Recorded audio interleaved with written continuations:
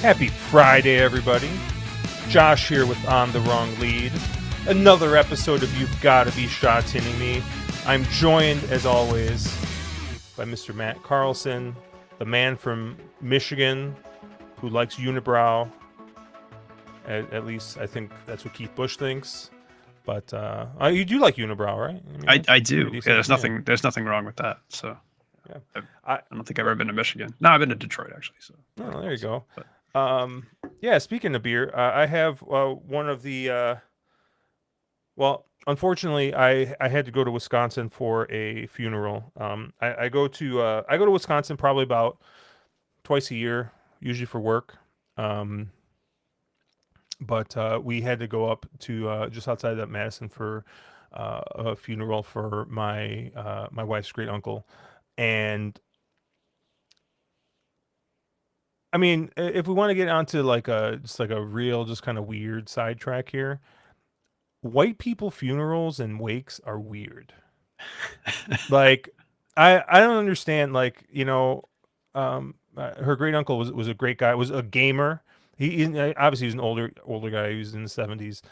But we used to talk about Twitch. He was streaming on Twitch, right? Because he liked playing games and like he was just like super into it. And the man, I mean, one of just the most positive guys I've ever met. I mean, anytime you talk to him, he was just always happy. And like, unfortunately, he had a fall, and then it was just like real, like kind of downhill from there. But um, when we go there, and obviously, I may not look it, but I'm first generation born Mexican American.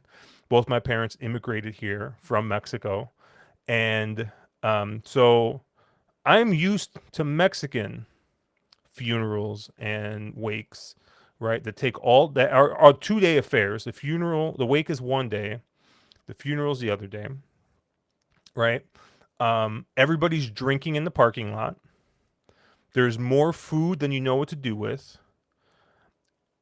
At least one person at some point in time has to throw themselves at the casket crying.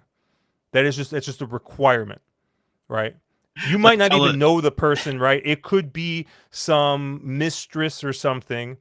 More than likely, an illegitimate child shows up at some point.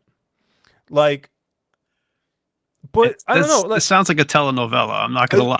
dude, I am not. If there are any Latinas out there listening, I'm sure they can back this up. That's just how it is. That is just how it is. And we go here, and it was it was a 3 hour block. They served like a small lunch. Like two people spoke, and they were like kicking us out like a half hour before like the time was even up. Like it was like in wham bam, thank you, ma'am, get out. And I was just like, it was very efficient. But we found ourselves with a bunch of time, obviously, because I took the day off. My wife took the day off. We drove up there, and so we're like, hey, we're by New Glarus. We've never been. Like, let's stop in. And beautiful facility. Unfortunately, right now a lot of it's closed because they're doing construction. But they have a little tasting room. They have and like a shop. So all that, right, all that drama and everything I spoke about, right, just to say that we went to New Glarus. So I have a can of Spotted Cow here, which if you're from the Chicago area, people think this stuff is liquid gold. It's just good. It's just a good. It's a cream ale, right? So if you're not a beer drinker, think Budweiser except with a different yeast, right? It's not this is nothing special, right? This is not like um it's not like some there's no magic to this, right? It's just a very basic beer that has to be brewed correctly. Otherwise, you get all kinds of weird flavors, and it's a very clean beer. And I have a nice big old stein filled with basically 2 cans of it. And I've been looking forward to this beer all day. And so I thought I had to take at least the first 5 minutes of this podcast to talk about how looking forward to this beer I was, telling a story how I got this beer. And yes, Mexicans are dramatic, and what you see on telenovelas is true. So I relatedly am going to a white person funeral on Tuesday, unfortunately, and yes, it is a 3 hour allocated block where I don't believe there is a lunch or anything served. It is a is an in and out efficiency, you know, type of type of an event. So yeah, that these stereotypes, sometimes they're stereotypes for a reason, unfortunately. But Oh man, yeah. But yeah, I got nothing else right now. Matt, you got anything else you want to talk about before we got jump into this card? no, if you want to, I think I'm 0 for my last 18 on college basketball bets. So it takes just as much skill to lose 18 coin flips as it does win 18 coin flips. So if anyone wants college basketball advice, just let me know. You DM me on the side. Hey, I don't think I've had a horse hit at Sha Tin or Happy Valley in the last like 2 months, but all it takes is one. All it takes is one that You got your one on Wednesday. Don't talk about I this. know. All it takes is one. I'm cold. Okay, you hit the 30 to 1 and mocked me on Twitter for it. 57 to So 1. And it ended up going sorry. off Yeah, that, which is actually, nuts. yeah. There was a problem with the tote, and like they weren't updating it on Yeah, Naira or Wager. But that was wild. You want to know the thing I was most upset about though is I missed the double. you, And then and the funniest part about the double is what did you post in our private chat? I'll bury the lead because I put the story of this. Andre Adzeni's birthday was on Wednesday, and I literally posted on Tuesday night. I go, you all should look out because the best angle of handicapping at Happy Valley is if it's the jockey's birthday, they're gonna win the last race. So, lo and behold, none of us bet it, and Andre Adzeni walked off a winner in the ninth race at Happy Valley. Happy The birthday to him. So just the absolute just like sickness of that though is that it was a 500 to 1 double. 500 to 1. Cuz I think I only played it for $1, right? Because I like funny story, I on Tuesday I usually get my rebate from my ADW and Ira bets, and I depending on the week, right? It could be anywhere between like 50 or $60. But this week, I didn't play a lot last week, so it was $12, and so I had $12 Wednesday morning. So I bet 10 to win on that horse, and then I played a $1 double into the next race, and yeah, like that could have been $1,000 race, like just ridiculous. But I'll take the $500 I hit on that $10 win bet. I'll take that to the bank. just Um, just goes to show you the hardest thing in racing is listening to yourself sometimes. So yeah, yeah, it's wild. Um, all right, we're gonna start with this late pick three. It's gonna start in race 8, Class 4 racing, the Pollock handicap, the unicorn distance, 1,400 meters, 7 furlongs here. And we got a field of 14. We got 2 also eligibles in here. Um, you know, I went with the Matthew angle in this race. I kind of hate all these horses. So I scroll down to the bottom. I look at the low weight, and I'm like, you know what? I don't hate this horse. So the 14, He Was You, is my top pick here. I think he's got a couple of back races that actually fit here. And what I like about this horse is, there's not a lot of speed in this race. Speed Pro seems to think that I want to say, oh, that's the wrong button. It's my other A, the 8 California Blitz will get the lead. The thing is California Blitz is all the way out in the 13 post. I think he's going to have a rough go to try and get the lead. Um, and honestly, if you kind of go back to the last 1,400 race that He Was You ran, he was right up there on the front end. And he's got a much better post here in the 6th post. So I actually think that he might be your leader. And I think there's a chance that he might be able to take them wire to wire. I actually think that his races going longer are a little bit better. Um, you know, this is just kind of the horse that they kind of shortened up, but I don't know. I thought that 1,400 race was fine. I mean, I get it. He was ninth in that race, but I mean, it's probably the best race that he's run this season. So, I'm gonna go with the 14. He Was You here as the low weight. And I am gonna use the 8 California Blitz just because in case of some miracle he's able to get the lead. Um, but really, the only other horse I was interested in was the 1 Capital Legend. Um, and this is a horse that's dropping down in class, right? Was in class three, running at Sha Tin, and Happy Valley, and I think this is another horse that, um, I think he was probably just in the wrong class. You know, uh, if you look at his class four record, he's got 6 starts with 2 wins in a second. So I think he's going to be in amongst his friends here a little bit better. I think he's going to like the class relief. Gets a good draw, gets Hugh Bowman aboard, who I know has been a little bit cold as of late, but he's still a good jock here. Maybe a little concerned about all the weight he's picking up. He's picking up 15 pounds here, dropping in class, but there's no world beaters in here. So I have that horse as a B. And then, like I said, I'm going to use the 8 California Blitz and the 14 He Was You as my A's. Matt, where did you land? Yeah, so I really appreciate that you mentioned that that was a me angle because I ended up on the 14 as well for the exact same reasons. Look, the horse has shown some speed in its last two trials. I don't think he's really had a fair run yet. When you look at some of the run lines, right? He's been crowded, he's been checked, he's gotten wide draws. I'm not saying the horse has shown a lot, but no one in this field has shown a lot. So I'm with you, right? When in doubt, just pick the lowest weight horse with a decent draw and see what happens, right? So that's my angle, just as you said, right? There's not a lot in here, and that'll kind of be my primary A. The other horse that I liked in here, and I did think you could kind of squint and make an argument for, was the 9 Bling Bling Genius. I do think this could be a horse that's just trialing better than he actually has ability for, but the trials have looked really good.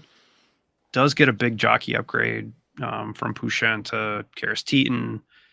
I think his last 3 turf trials he's won and even looked okay on the all weather, coming off a little bit of a layoff. Drawn, not great, but okay. I don't know. I mean, I don't know what kind of price you get on this horse, to be honest with you. I don't know how much people take into account some of those trials, especially in a field like this. But um, yeah, I mean, I think maybe, right? I do think some of those trials he had to work for, so I'm kind of up in the air on this horse, but price dependent. I think you could probably make this one an A as well because I do think there's some questions at least, and when you look at the rest of this field, a lot of these horses don't even have question marks; they're just crossouts. So to me, like a question mark's an A. That's kind of what I think of this field. The only other one in here that I thought on my figs was probably the most talented was the 12 Draco. I think he has the best figs in here. He's drawn awful. He probably doesn't set up on style in this race, right? Like he's not gonna get a lot of pace up front to close into. I don't know. I think it's tough to leave out. Just again, if you have a horse that's shown some ability to pass horses in a race like this, it's hard to be like, no, I'm going to toss that. But if that horse ends up your favorite from a 12 post, I don't really want anything to do with it. So TBD on that one too. But I think I kind of ended up the same place you did, where I was just crossing horses out, and those were the 3 I got left with in this race. So Sounds good. Let's move on to race 9 here. Homestead handicap, 6 furlongs, 1,200 meters, class 3 racing here. And we have a small field for Hong Kong. We only have 11 horses in here. Um, Matt, where did you land? yeah, I'll probably on the chalk in here. I will kind of throw out my stat that you had mentioned last time where you said Hugh Bowman's a decent jock. He kind of hasn't been a decent jock lately. um, while Zach was out, I ran the numbers for what he had at Sha Tin, for kind of those past 6 weeks. So he has been 6 for 41 the past 6 weeks with a $2 ROI of 91 cents. So he is not riding well at all. I think he's on the best horse in this race. I do think he'll be on the favorite in here. I do think, that horse, just based on the last fig out, should dust his field entirely. But I also think you won't get a price. And oh, by the way, giant segue, Zach's back. Zach will be riding tomorrow, or on Sunday rather, and I do think he'll be out for blood, right? Like he's gonna remind people why he's the best jock here. And if you get a situation to me where the 5 is massively favored over the 6, I'd rather take the 6 all day just based on kind of the way he's riding. And so I do think the best horses in here are the 5 Cross Border Pegasus and the 6 Sunny the Best. But if you get a price disparity at all in those, I would much rather take Sunny the Best over Cross Border Pegasus, just because I don't know that Fig Last Out. I don't know, something to me just doesn't smell right on that. So there's too many factors I think that could change there. I don't think this horse is as good as kind of that last race indicates. The only other horse that I thought might have a chance, and I would make a B, but kind of based on price, I probably wouldn't want to lose it, so it would probably bump up. Is the 10 Call Me Gorgeous? I just don't think that this horse has ever gotten a clean race, right? Out of the 4 races this horse has run, he's had 3 draws outside 10, and the one draw that he had at 7, he was forced to race 3 wide all the way around.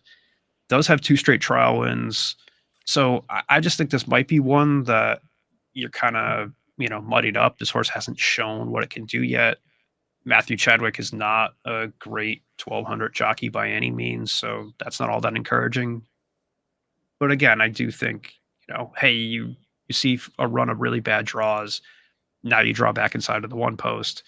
Let's see what this horse can do. I think there will be value there. Whether that horse can translate that value into an actual, win line or a place line, TBD. But I don't think I would want to leave that one out just based on a lot of the question marks that are kind of with that horse and kind of the luck it's gotten. So Yeah, I'm right there with you on the 5. I mean, the 5 is clearly the best horse in this race. yeah, I actually tossed the 6 in here. I'm gonna stand my ground with the 5 as my lone A. I thought the one packing power was interesting in here. Um, just kind of from a pace perspective. I think the one packing power and the 3 Kaying Victory are probably your kind of likely speed here. But I think Kaying Victory is going to be he's drawn out, he's drawn out wide. Um, and I think he's going to have I think a kind of a tough go to try and maybe get the lead in this race. Um, but I think the one packing power, right? He's won a race here in Class 3. Um, obviously Zach was aboard, right?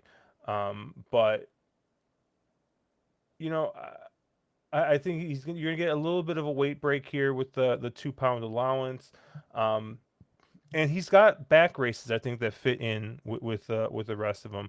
I mean, it's just tough with these lightly raced horses, right? They're coming in on 2 wins that are coming up in class, right?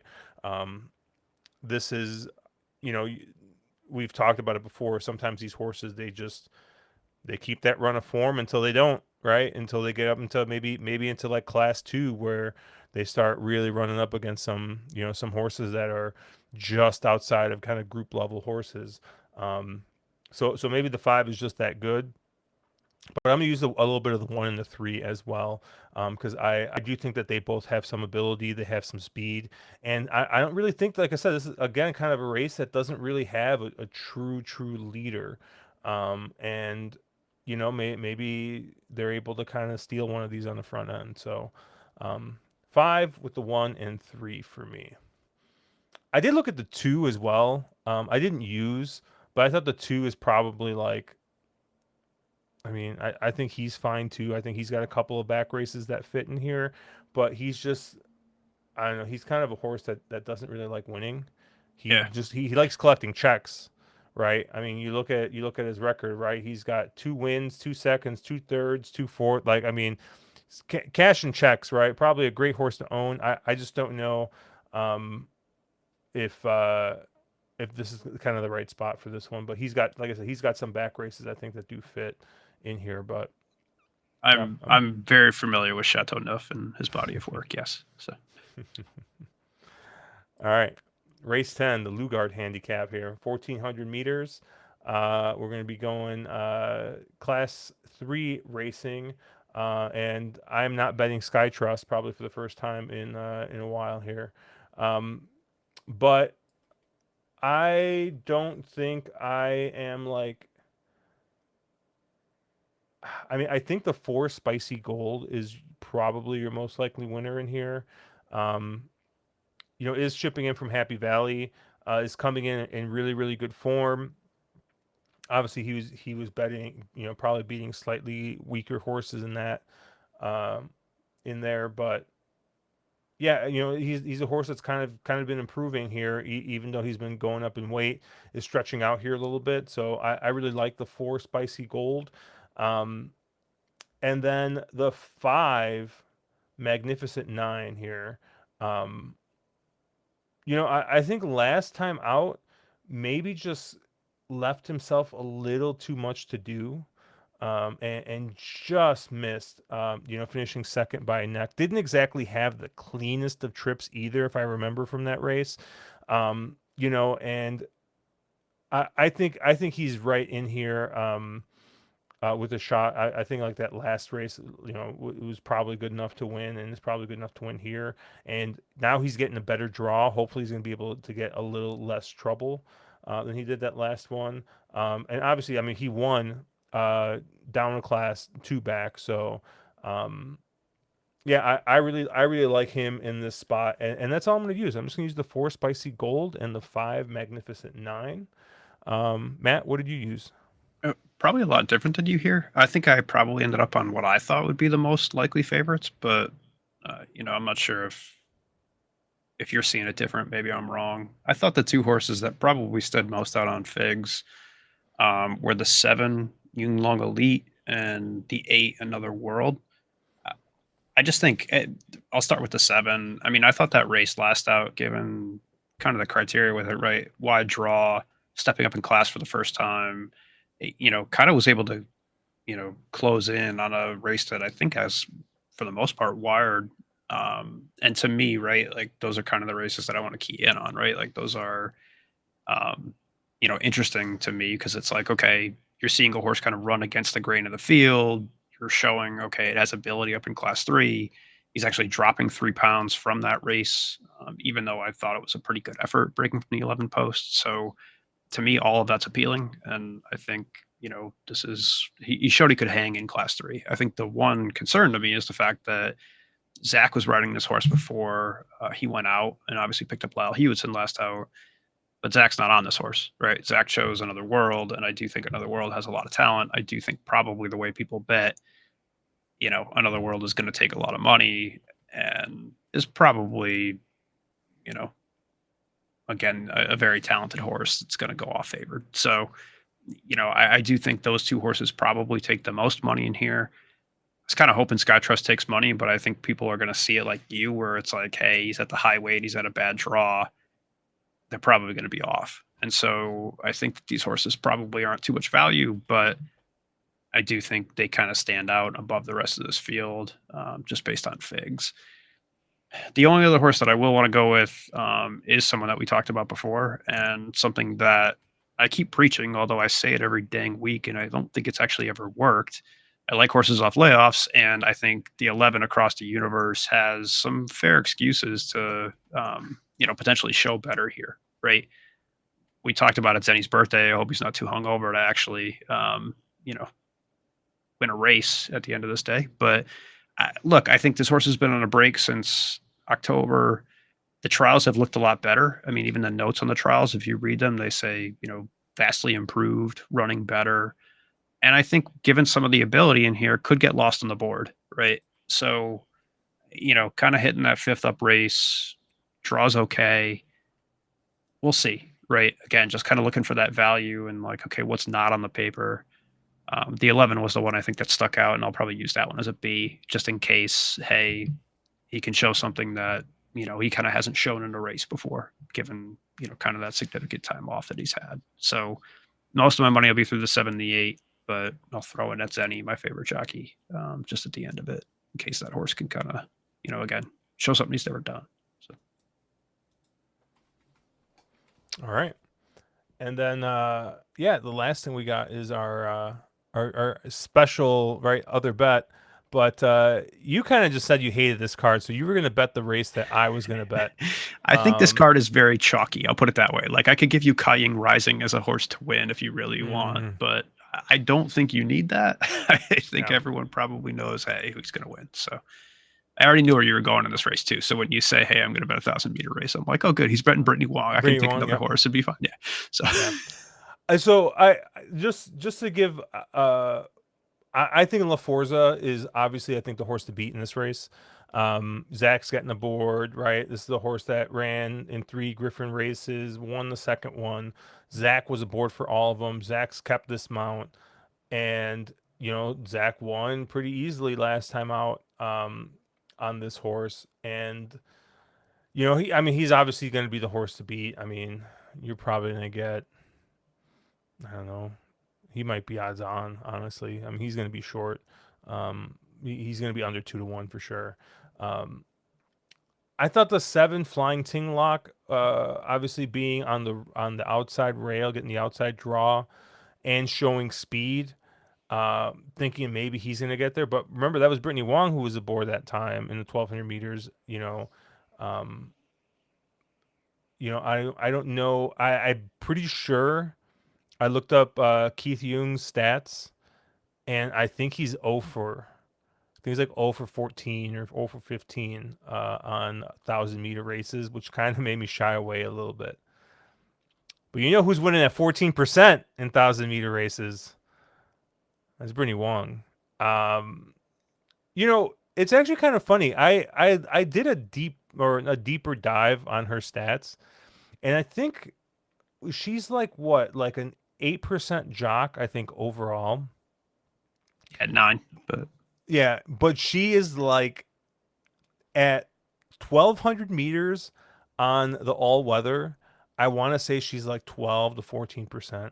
She's 14% on the 1,000 meters. And then I think maybe at 1,200 meters also on the turf, she's like 10 or 11% or something like that. It's like all her wins are on these really, real short races. So it's like, look, she's a good gate rider, right? She's the Kendrick Carmouche of Hong Kong over here. But yeah, she gets her horses out clean. And yeah, this is a horse that's just shown speed and is drawn in the middle of the pack. But you know, you would think if she's winning at 14%, she knows to get to the outside rail. But I don't think she always does. But I'm gonna take a shot here because yeah, like the 5 is your most likely winner, but I mean, what's the fun if we're just sitting here picking chalk? I'll take Brittany Wong here. Hopefully around like 8 or 9 to 1. I get here maybe double digits, but um, yeah. Where did you land, Matt? yeah, I mean, just I'll throw it out there, right? I do agree with you that I think La Forza is probably going to take the most money in here. Is probably your most likely winner. Might win by open lengths, right? I mean, I think maybe horsepower takes some money being undefeated, but this is a really savvy betting colony, so you know, probably not, right?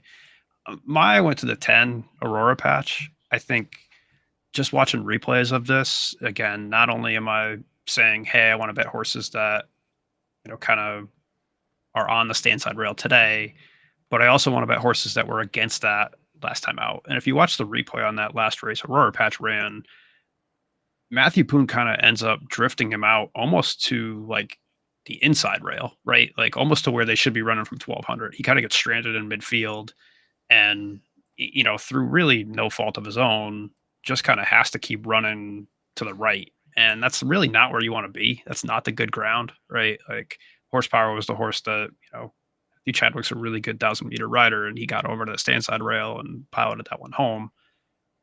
But Aurora Patch finished second in a race where, just based on where he was at the track, he really had no business finishing second there. And I do think, okay, he's drawn more midfield this time. I do think, that even though he was the 14 horse in that last race, he actually drops 3 pounds against this field now. So I do think, he could turn the tables on horsepower. Again, maybe. I don't know that Matthew Poon is a great 1,000-meter jock because he's won for 24 over the past year on this, right? But I don't think it would take much, right? Given kind of the way that horse was ridden last time, I think even an average ride kind of puts him in the mix here. So that's where I'll go. I'll go to the 10 Aurora patch. You know, beer bets, the nice thing about them is all you have to do is bob them by a nose, as we found out last week, right? Ah, that was ridiculous. I know. I got to Yeah. go back.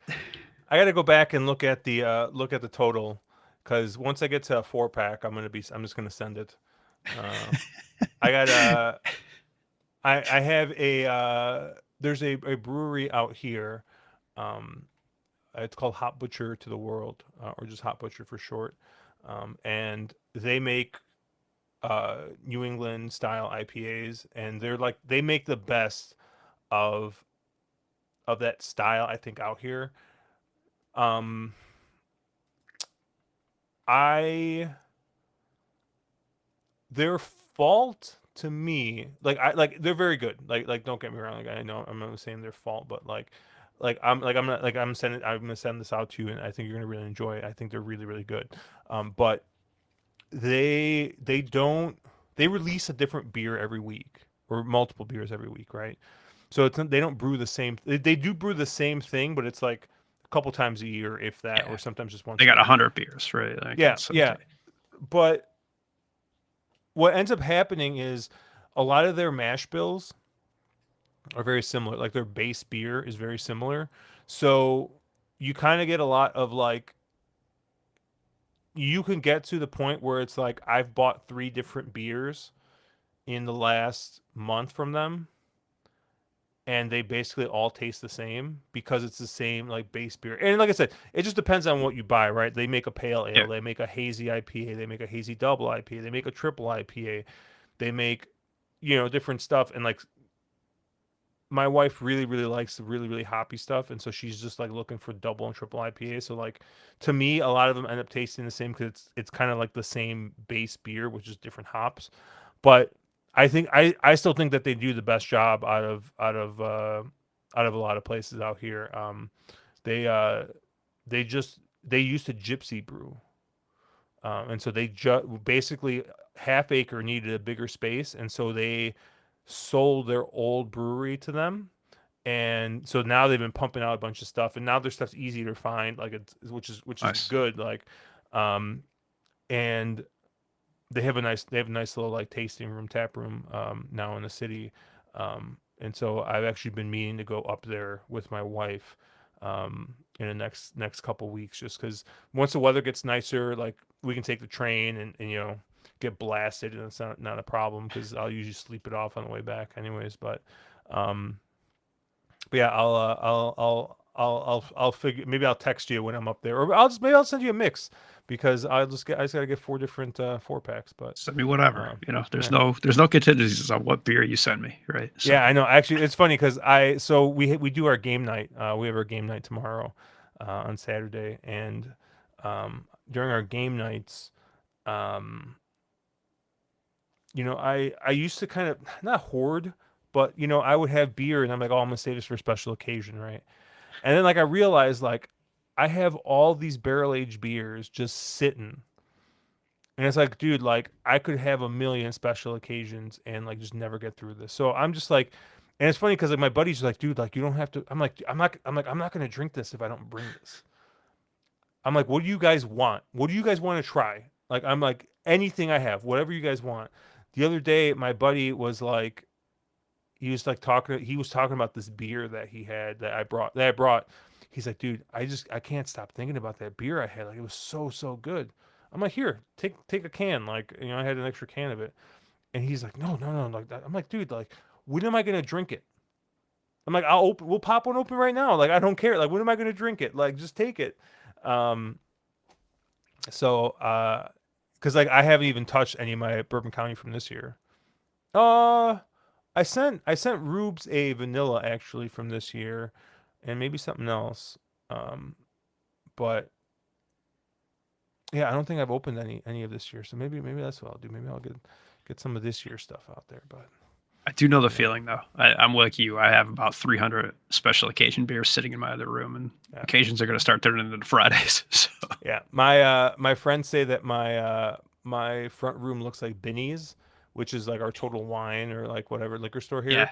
Because like I have those wire racks out with just beer, and they're like, dude, like I could go shopping here. I was like, yeah, you probably could. Like, but yeah, I'll have to retally where we are at the beer bets, but We're drinking good. So that's gonna do it for us here on You've Got to Be Sha Tinning Me. Obviously, check us out at onthewronglead.com, at wrong_lead on Twitter. I am at Cherry Drank. Matt is at Slow and Steadied. He'll have his full card picks up, and I'll probably toss something up. And I'll try and get those graphics up as well if you guys want to just have our pick threes and stuff handy. It's been a busy couple weeks. I've been out of town a lot, so